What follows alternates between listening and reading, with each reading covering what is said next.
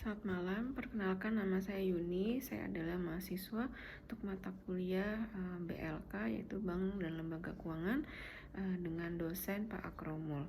Hari ini saya akan menjelaskan tentang garis support, garis resisten, dan bagaimana caranya kita menentukan garis support dan garis resisten tersebut. Penjelasan untuk garis support itu adalah tingkat atau area harga saham pada titik tertentu yang kita sebut adalah titik terendah untuk harga saham pada saat itu. Sedangkan garis resisten adalah kebalikan dari garis support, yaitu tingkat harga saham pada saat itu adalah tingkat harga saham tertinggi. Kita sebut sebagai garis resisten.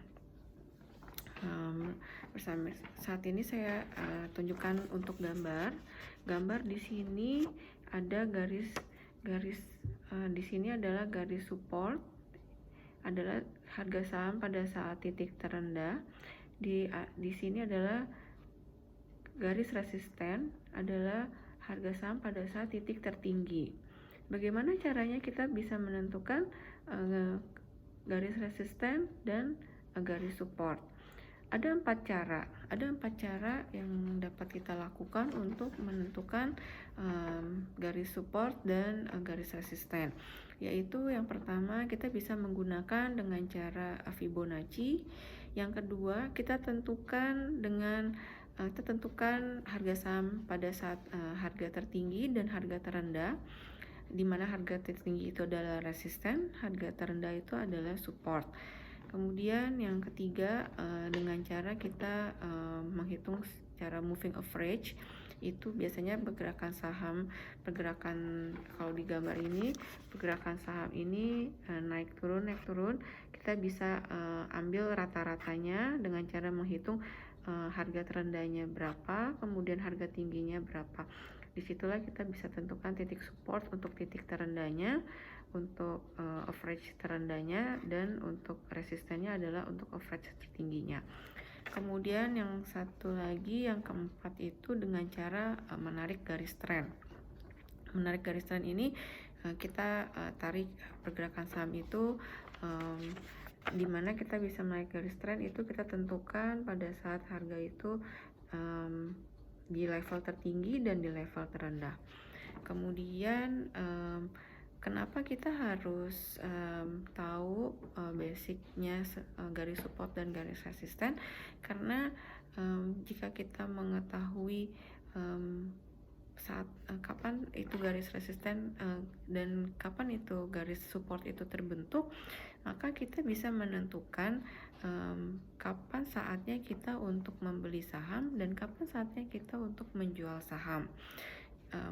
Secara garis besar itu di sini kita bisa lihat apabila saham bergerak naik, kemudian dia menembus level resisten, maka saham akan bergerak naik lagi dan dia akan membentuk garis resisten baru di sini. Dan sebaliknya, apabila saham bergerak turun, kemudian dia mencapai level terendah dan menembus level terendah dan menembus titik terendah, maka dia akan membuat dia akan membuat garis support baru, di mana garis support itu adalah titik terendah. Nah, di antara garis resisten dan garis support ini ada kita sebut itu yang namanya titik breakout. Titik breakout ini adalah satu momen di mana pergerakan saham itu melewati garis support dan garis resisten. Itu yang kita sebut titik breakout. Ini kalau kita ambil contoh, saya ambil contoh gambar pergerakan saham ini. Disinilah titik breakoutnya gitu. Dan kapan saat kita untuk membeli saham? Nah, di sini saya kasih angka 1, angka 2 dan angka 3. Secara teori itu kalau kita mau membeli saham itu harus membeli pada saat saham itu trennya naik. Nah, disitulah kita harus tentukan dulu di mana garis resisten titik tertinggi dan garis support titik terendahnya. Dari situ kita baru bisa tentukan yang namanya titik breakout, kemudian baru kita bisa tentukan pada saat saham itu naik menembus level resisten, disitulah kita boleh membeli saham. Saat yang tepat kita untuk membeli saham, karena secara teori apabila saham itu sudah menyentuh garis resisten, maka saham akan bergerak naik dan harga saham itu akan menembus dan akan membentuk garis resisten baru gitu. Jadi dari gambar ini kita bisa lihat bahwa saham itu bergerak naik apabila dia sudah menembus level resisten. Secara teori dalam gambar ini secara teori support dan resisten.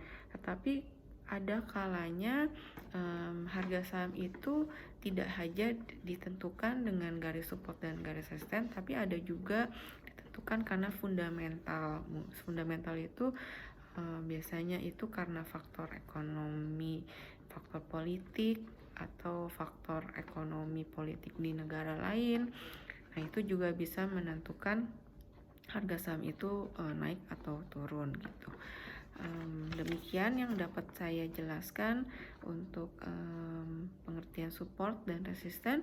Semoga penjelasan saya dapat dimengerti. Apabila ada yang salah dalam pengertian, saya mohon maaf, dan semoga bagi yang mahasiswa atau teman-teman yang mendengar, yang melihat video saya, mendengar penjelasan saya dapat berguna untuk teman-teman dan mahasiswa, terutama untuk mata kuliah di BLK. Demikian yang dapat saya sampaikan. Saya ucapkan terima kasih dan selamat malam.